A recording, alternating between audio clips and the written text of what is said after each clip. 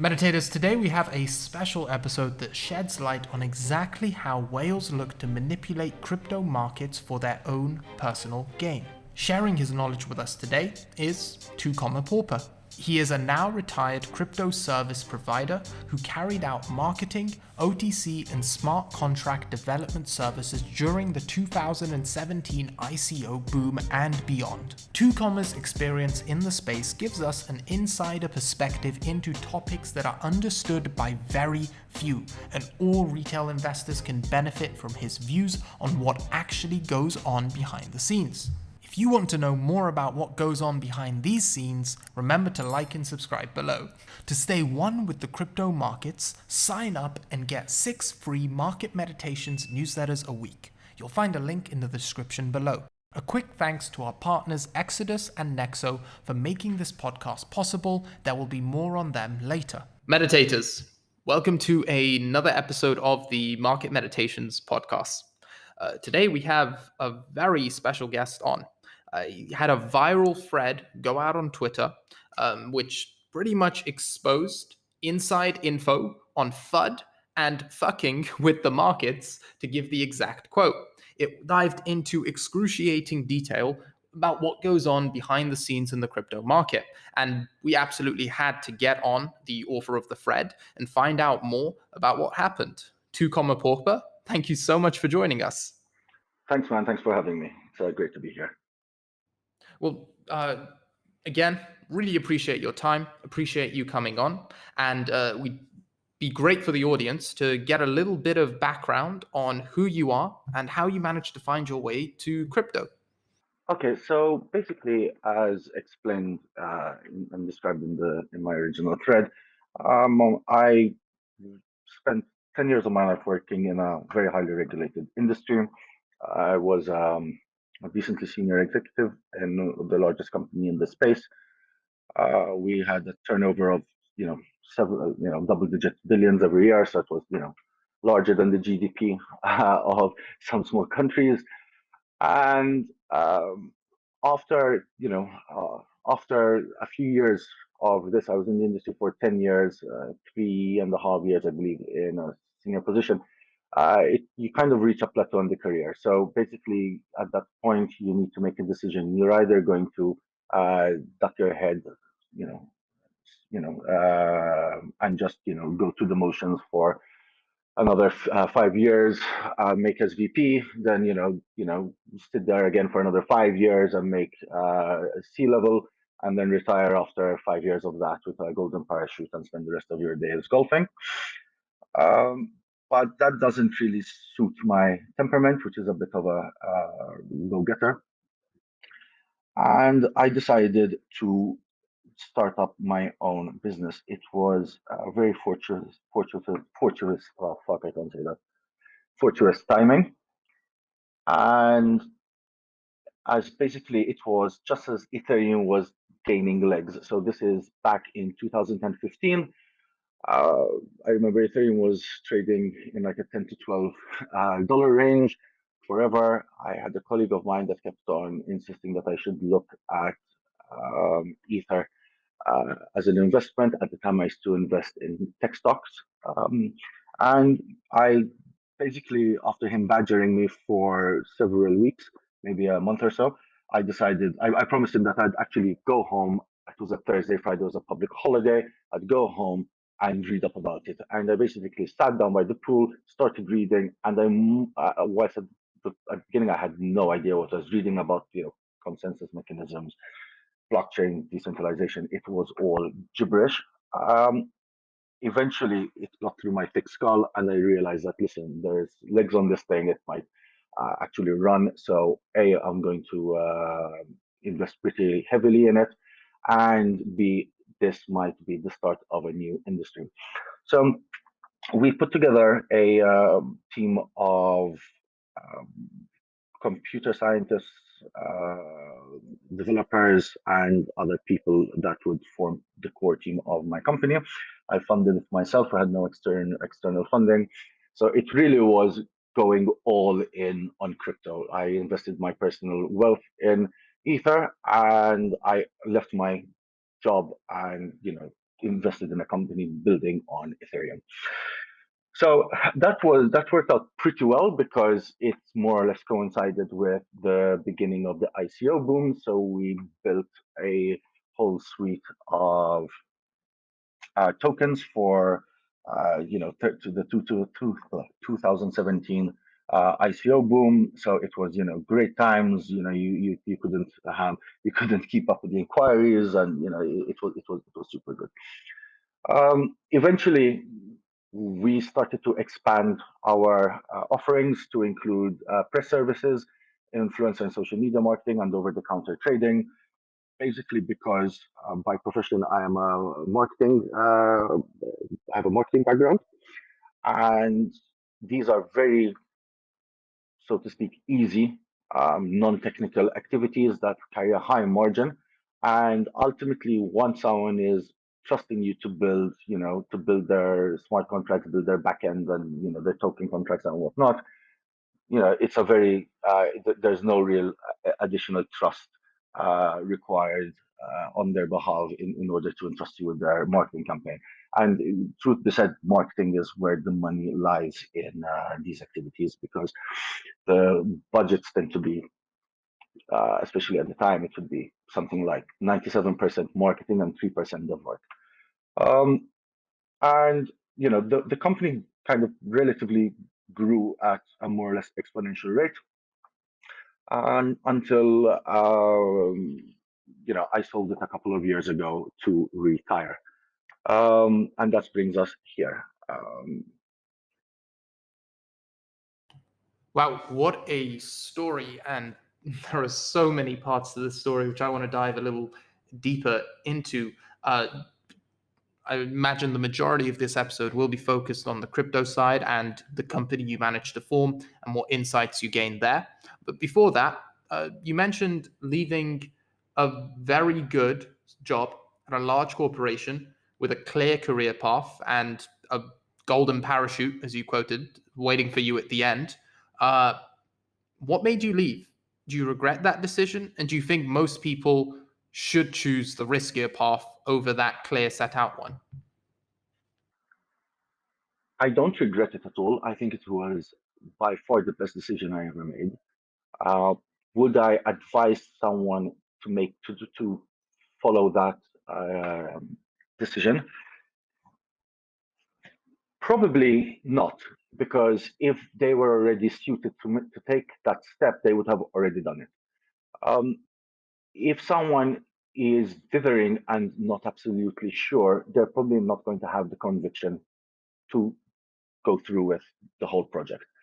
You need to be prepared to put all the chips on the table and have a backup in case of failure. So in my case, it was relatively clear cut. I gave it mentally. I gave myself a kind of 2 year stop loss. I said, listen, if it goes nowhere in 2 years, if we're not making a decent profit in 2 years, then that's fine. I'll just wrap it up. I would have burnt a few hundred K, and I'll just go work with another company, because I had a very good reputation and excellent track record in the industry. So I had a very easy re-entry. In my case, it worked out really, really well.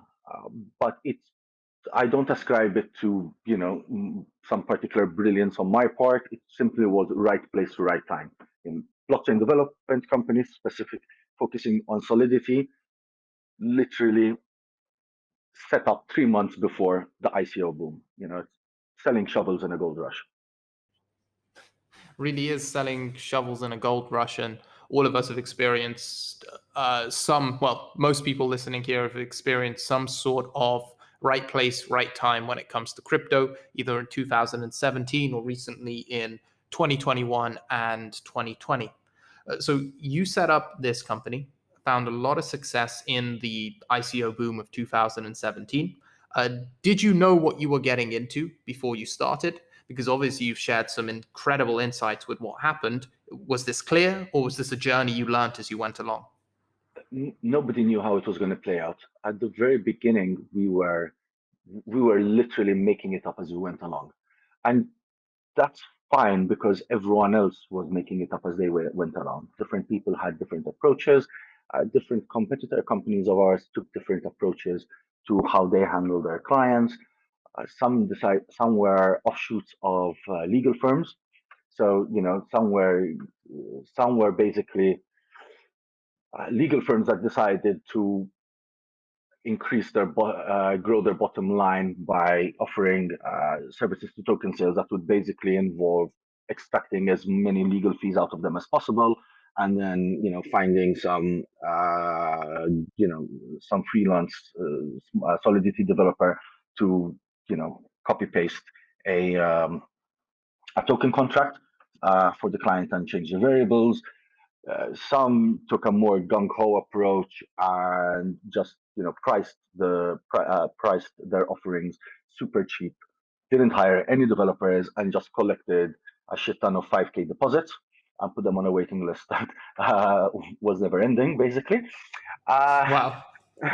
So it was pretty wild. I would say that out of the entire spectrum, us and another, I would say 4 or 5, actual dev studios actually delivered on our promises and actually made some money for our clients. You have to bear in mind that the quality of the clients varied dramatically at the time. Some clients were, simply in it just to basically rip off retail investors. And there were specific ways you could filter these out in the onboarding process. Others were the other extreme, where they were, very dogmatic proponents of decentralization, and to the point where it became unworkable. Unworkable to the point of, yes, we want to make this a DAO. There's not going to be there's not going to be a board. There's going to be this. Well, you know what, dude? You're going to need a bank account, and the bank account is not going to be yours. It needs to be a company. So a company needs to have directors. So there's a happy middle between the two, and especially in the realm of token sales. Bear in mind that DeFi wasn't a thing at the time.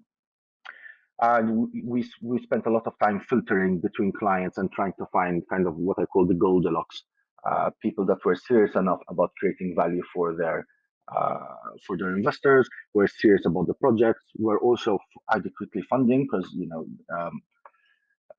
there were lots of dreamers running around at the time. But yeah.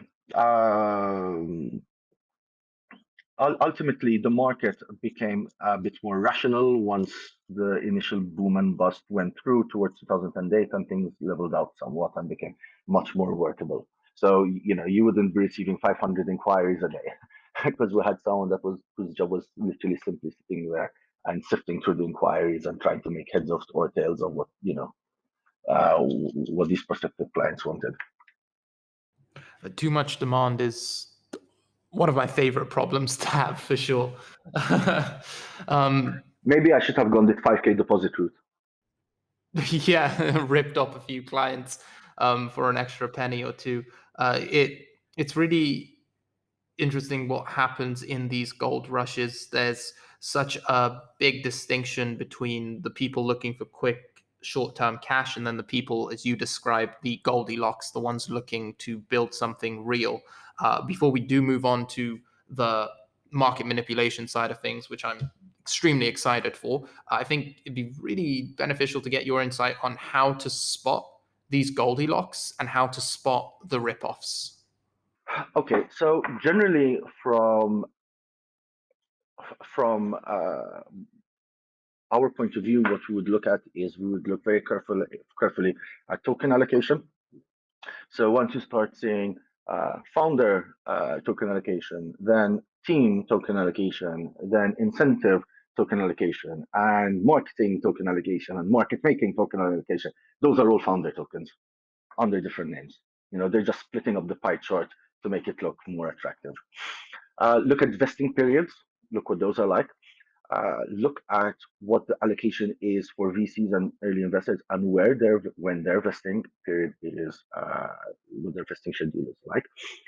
Look at who the early stage investors are, and find out what their track record is, because most early stage investors are basically incentivized to dump their tokens as soon as as soon as the vesting period ends. Why? Because a team's objective is to raise X amount. So say you want to raise 10 million for your project. So at that point, bear in mind that a token costs you nothing to mint. It costs you the same whether you're minting 10 tokens or 10 trillion tokens. So you can basically print as many as you want, mint rather than print, mint as many as you want, and then offer these at pennies on the dollar to VCs. They're getting an amazing deal. You can sweeten it as much as possible by lowering the market cap as much as possible. Because let's face it, if something is going to launch with a 10 million market cap, anyone will buy into that because you're going to make money. It's impossible to lose money on that. So you need to look at what the starting market cap is and also who the investors are, because there's a specific type of investor who is hunting for these super low, these bargains basically, and they know that they're sharing the cap table with other similar vulture investors, and as soon as their vesting ends, it's going to be a rush. They're going to be sitting at their computer and they're all going to hit the red button together, like literally on the second. So that's going to kill you as a retail investor because, as I said, they bought at pennies on the dollar and they can just keep on selling, selling, selling all the way down until you're wrecked. Look for a company, in my opinion, even though I'm a very large proponent of decentralization and disintermediation, um, anyone who you are sending money to, if you're taking part in an initial sale, you need to know who your counterparty is. So you need to make sure that that your counterparty, the issuing company, is a real company and it's set up in a jurisdiction that doesn't have, for example, a private company registry. Why? That way, if you get rugged, you know where you're going to send your legal letters to. You know that John Doe and Mr. ABC, these are the directors and they are ultimately responsible. You know that this lawyer in this office is the company secretary and they have a registered office over there. So you have some form of recourse. Um, Again, this is totally aside from trading on trading tokens on, say, Uniswap or something of the sort, because this is something where you're basically providing seed equity, early stage funding to a company. So you need to have some form of control over, or at least recourse, if your funds are not used in the way that you were promised that they were going to be used, because ultimately this is um, it's an agreement between the two, and you are bound by a legal agreement which you have to agree to as in whatever platform the token sale is occurring. So if the other party breaches the agreement, then you need to have a way of a practical method of recourse for it. Uh, other red flags are what I used to refer to as the buzzword buffet, where every project is big data, AI, cloud computing, augmented reality, medical marijuana, blockchain based VR app. And you'd be surprised how many. So once you see like literally buzzword buffet, they're just sprinkling things in there. They don't know. They don't really know what they're going to build. They're just hoping that something sticks somewhere. And also, an important thing is looking for projects which are a solution searching for a problem. And there were many of these in 2017. So people that are literally trying to shoehorn a solution into something that's in vogue in order to, in order to try build, a use case and a TAM, a total addressable market size. So, you'd come up with something like, yeah, we're going to, I don't know, put shipping on the blockchain. Shipping is a whatever X trillion a year industry. If we get 1%, your token is going to go to infinity dollars. So generally, the best projects are projects which have a very, very narrow scope, and it's something that is achievable. So Basically, back in the day, we used to measure employee bonus targets as being smart. You have to be specific, measurable, tangible. No, not tangible. Anyway, so basically, it needs to be. It needs to be. Um, the purpose of the project needs to be realistic and it needs to be achievable. So if you see again, you see something with a mega broad scope, there's nothing behind it. That is extremely detailed and useful advice that anyone evaluating any project can take advantage of. Thank you for breaking it down into so much detail. One of the biggest problems in the crypto industry right now is that there are far too many applications and none of them are very user-friendly for beginners. That's why we've partnered with Exodus. They're a desktop and mobile wallet that allow users to own their own private keys, navigate a very easy interface where they can view their portfolio, store multiple different cryptocurrencies, as well as exchange and earn interest on those cryptocurrencies. So if you're interested in checking them out, head over to exodus.com. That's EXODUS.com. As the crypto industry continues to mature, it's natural that more and more wealth building platforms will arise. The problem with many of these, however, is that they are often so complex that it disincentivizes people from using them. This is why I've partnered with Nexo, one of the top crypto lending platforms in the world. With over 1.5 million users and 15 billion assets under management, Nexo combines the yield earning features of crypto with the familiarity and ease of centralized finance. Nexo allows you to earn interest at a competitive rate on crypto and fiat. They also allow you to take out loans using crypto as collateral so that you have access to cash without needing to sell your investment. You can even trade directly on the web platform and mobile app in an intuitive and secure way. If you're looking to embark on the journey to financial freedom whilst minimizing time and frustration, I highly recommend you check them out by visiting nexo.io. That's NEXO.io. Now that we know how to evaluate a project and decide whether or not to invest in it, let's talk about what happens after the fact. In your thread, you broke down into a lot of detail what goes on with regards to marketing and PR with these projects and how it makes retail sitting ducks, to use your own words. Could you talk a little bit more about what goes on behind the scenes in marketing and PR with these projects? Okay, so basically the premise is that everyone is to a certain degree a manipulator. Um, the effectiveness depends on your stack and your depth of knowledge. The bigger these two factors are, the more effective your input on the market is.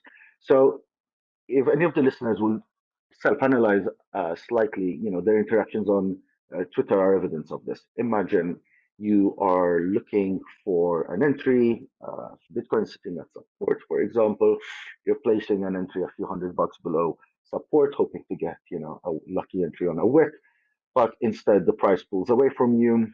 And now it's at the top of the range. You're not sure it's consolidating on the resistance. You're not sure if it's going to punch through and leave you behind, and you're torn apart between just market buying now or waiting for it to retrace. What do most people do? They will literally be on Twitter trying to push a bearish narrative because they want an entry. Now, in almost 100% of the cases, this is futile. It's basically pissing on the wind. But in the case of individuals with sufficient knowledge and a sufficiently large stack, they can, in fact, influence the market to get their right entries or exits. So basically, this is all a game of liquidity and minimizing slippage. So to give a very basic example, your favorite, cartoon animal on CT didn't, or your paid group leader, they didn't discover that sub 100 million DeFi market cap coin. They're paid to shill it, and they're paid to shill it. Why? So the founders and VCs can exit part of their holdings without foobarring the chart. They want to be able to sell some of their holdings that have vested without, painting a death candle. And in essence, there's nothing wrong with this. There's any investor in any project should familiarize themselves with the vesting periods, how many tokens each party holds, and it is well within the rights of early investors and founders to obviously materialize their profits. It's actually their own duty to themselves, otherwise they're working pro bono. So basically, it all started as a method of creating buzz in order to generate liquidity and volume. And it was also exacerbated by the attitude of exchanges at the time, which were basically being very demanding of number of users that that token has or a coin has, or trading volumes. So this became almost a necessity. You'd launch a project, you'd launch an ICO, but then to get listed on an exchange, you'd need to have a number of wallets holding it. You need a certain amount of trading volume. You need a certain amount of hype on social media, because obviously the exchanges make money from listing fees and obviously from trading fees. And you would hire algorithmic market makers to kind of wash trade back and forth and kind of make the chart look somewhat tradable. But ultimately, that's not very cheap, and it's not very transparent for serious investors. So what you really want is real organic users. So basically, since the market is driven by sentiment and emotion, so fear and greed, and since the smart money understands very well that those are the drivers of retail investment decisions. Those are the levers which they pull and push to create this liquidity. So to reiterate, we never spent our days pumping and dumping markets. This was just simply the organic outcome of offering those three services: the press services, the influencer marketing, and the OTC trading, together with the development. So it all coalesced together to create this perfect storm. So what started as a way to look for exit liquidity invariably became a way for our clients to look for entry liquidity. So yes, they cashed out. Some of their investors, saw that we did a big, really great job, and they would come to us and they tell us, listen, you did a great job on driving the market on that project and on its exit. Can we do the same to find an entry? Instead of bullish, let's make it bearish so we can find an entry and we can get a great fill at a great price. So, which is what we would do, following the method that I described in the thread. And it's a very simple methodology. We didn't really invent anything special here. It's a more or less standard playbook. In fact, it's not at all exclusive to crypto. If you watch CNBC every day, there are talking heads shilling their book. And if you think about it, critically, if these guys really believe that this kind of small cap biotech company that's going to cure cancer next week is, super undervalued and is going to be worth $1 trillion in 6 months or something, they wouldn't be shilling it on primetime TV. They would be quiet and they would be accumulating as much of it as possible, as cheap as possible. The only reason they're on TV telling you to buy it is because they want you to buy it off them.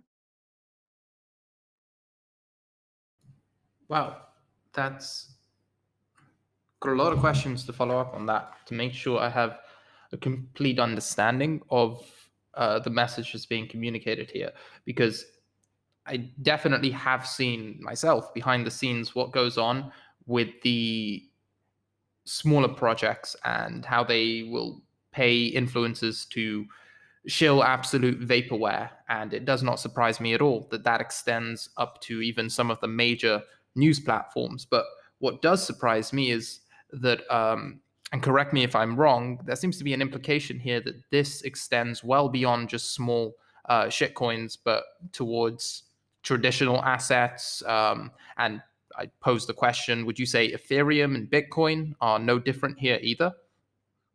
Well, it's obviously harder to do something with a larger market cap. However, bear in mind that there are some very very large players in the space. It's a bit different when you're moving one of the major caps. So, for example, one of our favorites for a small cap was basically pay some Forbes contributor to feature the CEO in an interview, and you plaster that all over social media. Everyone's posting it, and it's great. It's very easy to move, small caps. With the majors, it works a bit differently. What you need to do is you need to wait for a price to be at a specific level, at maybe a support level that has been tapped a few times.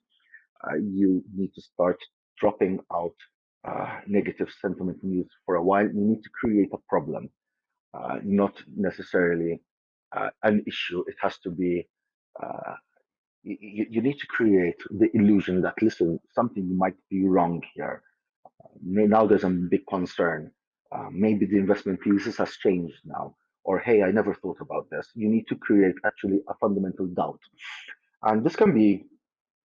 We've seen many of these in the past. We've seen it's Bitcoin is only used by money launderers. It's only used by ransomware. It's only used by dark web markets. It boils oceans. It's used by North Korea. It's so it prevents sanctions. The world is your oyster. You can create whatever narrative you want as long as it, passes initial scrutiny. Retail investors don't really think. They just read and believe. They don't think critically, which for someone pulling the levers here is beautiful, especially when they can get you know these doubts, this narrative pushed out on authoritative news sites that people assume are trustworthy and have the reader's interest at heart. And also when the same narrative is pushed out by influential people that they follow, and they could assume to be authoritative, knowledgeable figures in the space. um, so you create this basic underlying issue, uh, and you kind of wait for a decent technical moment, price being at support. It has stopped a few times, and then on the weekend, at some awkward time when liquidity is very thin, you just market dump a lot of Bitcoin, and break support and fish for liquidity. This happened a few weeks ago, in the just before the Elon Musk tweet, I believe. Someone on Coinbase was market dumping 50 BTC every few seconds. Nobody with so much BTC to liquidate is, going to market dump them, every few seconds. If they're silly, if they're silly enough to market sell them, then they're silly enough to try sell the whole stack into one go. And if they do have such a large stack, then I can assure you they are familiar with Coinbase's excellent over-the-counter service that would allow them to dispose of them without moving the market. So, and it wouldn't have been done on a Sunday afternoon. Uh, so you really need to see the larger picture around here, and how all the narratives, all the bad news coming out one piece after another. Um, every time the bad news comes out, it's pushed out on all the press. They generally use, even sometimes they'll be caught using similar language, because they might be actually uh, be writing off a press pack that was sent to them by the person like pushing this. So there was a very interesting thread by Jesse Powell, the CEO of Kraken, who highlighted that uh, during the Elon flood, just about all the financial news outlets described the prices movements as gyrations, which is definitely not a word you would use to describe an up and down movement. Gyration is definitely a circular movement, uh, and it's not a common word. But it's well worth looking that up, and it basically highlights how it's all extremely well coordinated. And then it just comes down to suddenly everyone has flipped from 100K targets to 20K targets, and it's all going to zero. And your rally is sold into very heavily, and it's just a matter of crushing, crushing, crushing. until we hit a base. And you need to bear in mind that, you know, everyone was targeting 20K, but we didn't. Okay, we went down to 20K, but the accumulation happened, at a high level, at the 30s.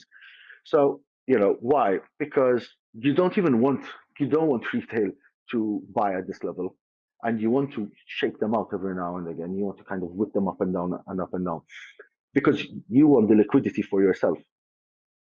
You want retail to buy once you're done accumulating, and then now you'll pop it up to 45, and then they'll FOMO in, and then all the good news will start again. The price targets for the 100K price targets will start appearing all over the place. The moon charts will start appearing all over the place again, and the same routine will happen again. Incredible to hear, and almost unbelievable to some degree that there's this level of manipulation going on. For example, Elon Musk, what possible incentive would he have to be a part of these narratives as one of the richest people in the world? I would say that Elon Musk has absolutely nothing to do with it, and you know I would not say that. Elon Musk has way too much to lose. Elon Musk was just the perfect narrative. It was the perfect. So they reacted to him, you think? They saw that happening and used it as something to trigger this next move in the market. Exactly. It's always better when there's a real story behind you. And I want to be a bit careful here when we say they. It's not like there's a group of whales sitting in a smoky basement that are out, that are planning, kind of as a cartel to wreck and destroy retail investors. But generally, the smart money moves in tandem. The smart money accumulates at the bottom and distributes at the top. It's retail that does it the other way around. uh, uh, so generally, yes, as soon as some bearish news happens and you think you're at the top, it's also very game theoretic, where if you see if you're a large capital fund and you see Elon Musk tweeted something bearish about Bitcoin, you don't want to wait to see if the market is going to react to it. You want to react to it first. You want to exit first. Otherwise, you're going to be, playing second fiddle. You're not going to be one making and setting the market. To that question, I'd like to pose a question. How do I know if I'm the first person to reach this piece of news? And how do I differentiate generic FUD that happens during an uptrend versus actual FUD that's going to cause some sort of market reversal? It's very difficult. The best way to do this is basically to think critically. Once you generally see that a piece of news, uh, one piece of news follows the other in rapid fire, and it's running almost viral. Let's put it this way, throughout all the news outlets in the space. Then you generally know it's FUD. But bear in mind, it's regardless whether it's real or not, because as a trader, the market is always right. So as a trader, it's more or less, unless you're an investor with a 10-year horizon, and suddenly you're reading that there is a critical bug in the protocol and whatever, Bitcoin can be double spent. Um, then if the market is dumping, you should be protecting your profits or minimizing your losses. One of the two. You shouldn't be making the assessment of, is it serious? Is it going to go down 5% or 50%? Because you don't know. You never know. This is a game of incomplete information. So there are no victims in this game. There are only parties guilty of poor risk management and excessive leverage. So if you're uneasy at the volatilities affecting your portfolio, just sell half and sit in spot. The stress will kill you, and the regret of a panic decision that would cost you, life-changing money will haunt you for life. Right? There are people that blew, four figures of BTCs, like thousands of BTC on bad trades and bad risk management, 5 years ago, and they regret it till this day.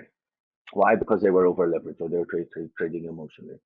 Um, the the primary the primary driver behind this is behind these this wreckage amongst retail crypto traders is the desire to get rich overnight.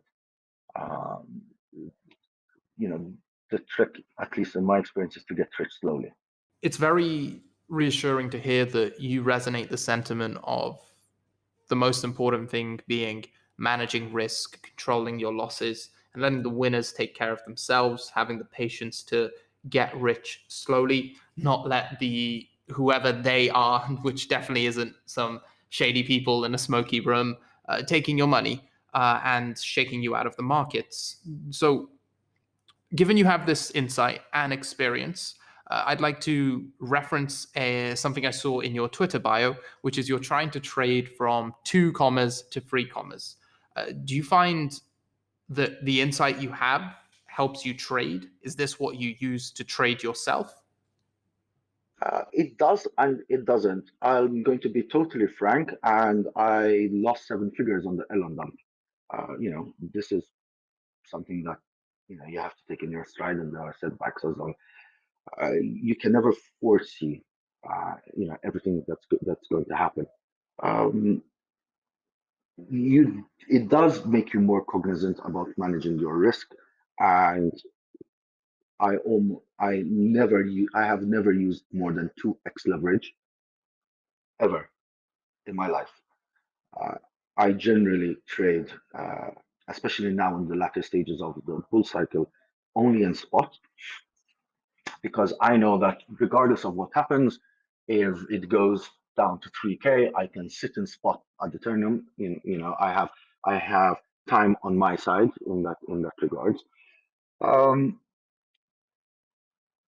I'm also very acutely aware of confirmation bias, which is another aspect where I believe retail investors get chewed up.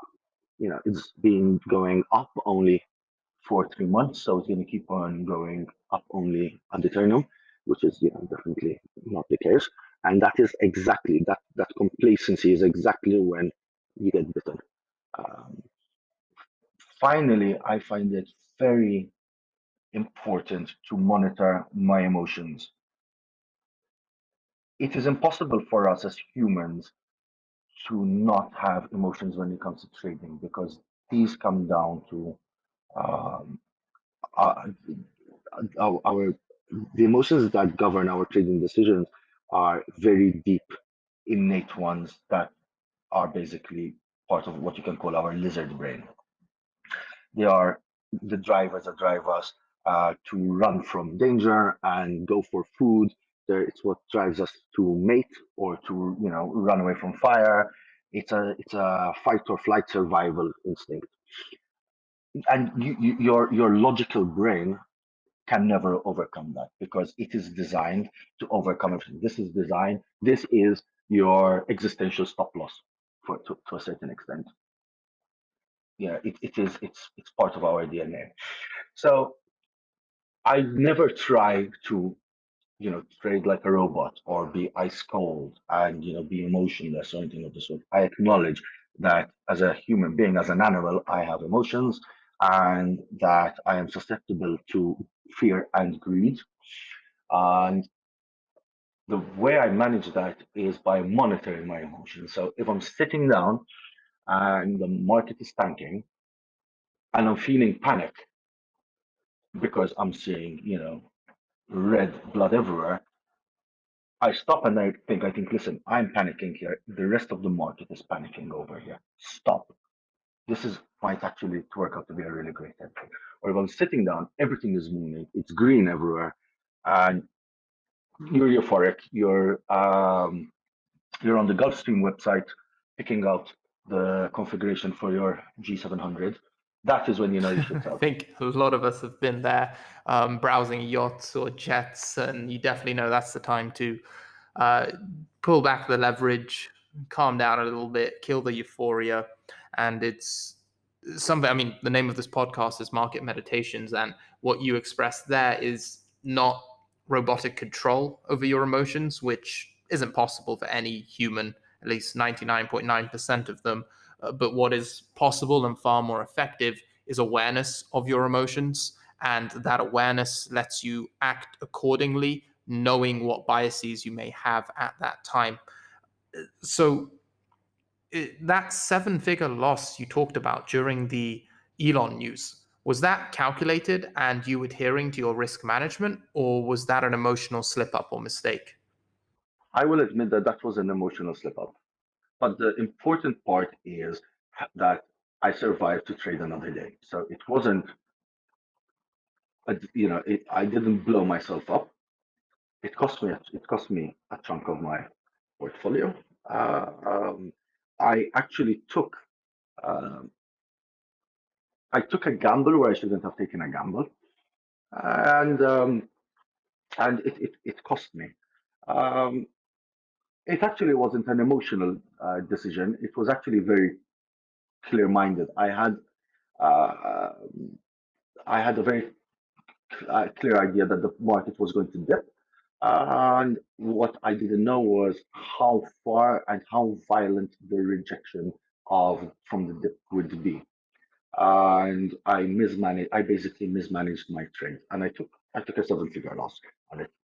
I just didn't expect my stop to be hit. It's as simple as that. I still had the stop loss. I didn't get liquidated. I was just somewhat cavalier with it. I was on a winning streak. I was, overconfident, and it's a lesson that you take in your stride. What I will say though is, once you take that loss, when it's numbers in your trading account, it's just numbers. But when you lose seven figures, and then it sinks in that I just threw away half a private jet, I just threw away X Lamborghini Miuras, I just threw away a brilliant house. I just threw away more money than a lot of people earn in their life. And that was really stupid. And you do go through a period of, to a certain extent, at least I did, self-loathing that I wouldn't wish on anyone else. And it takes a few weeks to get back on your feet after that. I really appreciate the honesty here, and wasn't really expecting uh, to have this sort of level of insight and transparency from you. So really appreciate you doing this, because it's very hard to get people, especially in the social media space, to talk about losses, because everyone wants to flex their wins. Everyone wants the clout. Everyone wants the fame. No one wants to talk about the losses that we all face. There is no trader out there that hasn't taken this sort of loss. And if they haven't, they will at some point. It's almost inevitable. A lot of people, I think, took heavy hits during the dump, and you said you managed to get back on your feet. What sort of advice would you give to others who perhaps haven't yet got back on their feet from that dump? Learn from your mistakes. Don't repeat it. And if you haven't taken that large loss, and in a way, maybe I'm coping, but I'm trying to take it philosophically, in the sense that one day I hope that I'll look back and laugh and say, huh, I'm happy that that happened with a seven-figure amount, because if it happens now, it would be a 9, 10-figure amount. That's precisely what I like to do with losses myself as well. No matter how big, I'm glad it happened now, because if it happened later, it would have been a bigger loss. But as you said, only if you learn from that mistake, in which case it's not a loss, it's a win, because you identified a weakness, you plug that weakness up and move forward even stronger. And it's something I hope everyone can take away, especially those who've lost life-changing money in crypto. To Comma Pauper, this has been a fantastic episode with all sorts of insight, and I really appreciate your time. Before we do finish this episode, and I'll make sure to leave a link to your Twitter bio in the description below, so everyone can follow you on Twitter. Is there anything you'd like to leave our listeners with, anything you'd like to share, or just say you had a good time and goodbye, really? No, okay, it was lovely being on with you. And I was glad to be able to share my experiences. I maybe I'm in the fortunate position where I can be totally honest, because I'm not out there trying to sell anything or anything of the sort, and I have nothing to prove out there. I'm happily retired and basically uh, spend my days bouncing from one beach club to another. But the one thing really would like to impart on anyone who's listening here is that they need, if you're a retail trader, not an investor with a multiple year horizon, you need to look at the world with a skeptical lens, and especially in crypto, where everyone is more or less anonymous and there are no repercussions for people's bad and unethical actions. You need to be super critical and always think about how how am I the liquidity here? If you don't know where your liquidity is coming from, then you are providing the liquidity to someone else. It's as simple as that. And the last thing I would leave with is that 100x leverage is there to take your BTC off you. If there's a villain at play in this whole funding manipulation uh, scheme, it's the exchanges that allow retail investors to play with tools that really fundamentally they don't understand and they're not equipped to manage the risk of. Those are some fantastic final words and advice anyone can take advantage of. Meditators, thank you so much for joining us for another episode of the Market Meditations podcast. We'll see you again next time. Goodbye. It is rare that we speak to someone who is so willing to share the inner workings of the crypto industry to such an extent, and the insights 2Comma shared with us today were both unbelievable and invaluable. As 2Comma suggested, it can be very difficult to verify what news is genuine and what is not. It is for that reason that I hired my own research team. They help me write 6 free Market Meditations newsletters a week. To access this, all you have to do is go to 𝐏𝐨𝐽𝐬𝐬𝐿.substack.com.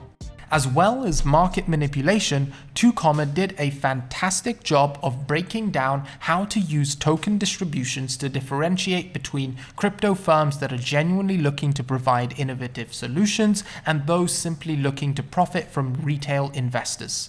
If you want to dive deeper into this issue, make sure to check out my episode with Crypto Messiah, where he details exactly how to track current ownership amounts of tokens.